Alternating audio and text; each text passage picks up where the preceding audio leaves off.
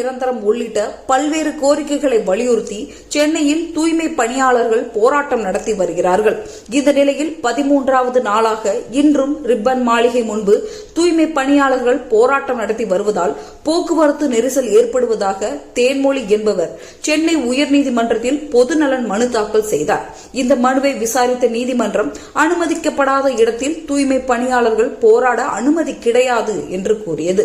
மேலும் அனுமதியின்றி சென்னை ரிப்பன் மாளிகை முன்பு போராட்டத்தில் ஈடுபட்டு வரும் தூய்மை பணியாளர்களை உடனே அப்புறப்படுத்த வேண்டும் என காவல்துறையினருக்கு உத்தரவும் விட்டனர். மேலும் அனுமதிக்கப்பட்ட இடத்தில் தூய்மை பணியாளர்கள் போராட எந்த தடையும் இல்லை எனவும் அங்கு அவர்கள் போராட்டத்தை தொடரலாம் எனவும் நீதிபதிகள் உத்தரவிட்டனர். எனினும் தூய்மை பணியாளர்கள் எங்களது கோரிக்கைகள் நிறைவேறாத வரை இங்கிருந்து கிளம்ப மாட்டோம் என்றும் தொடர்ந்து போராடுவோம் எனவும் தெரிவித்துள்ளனர்.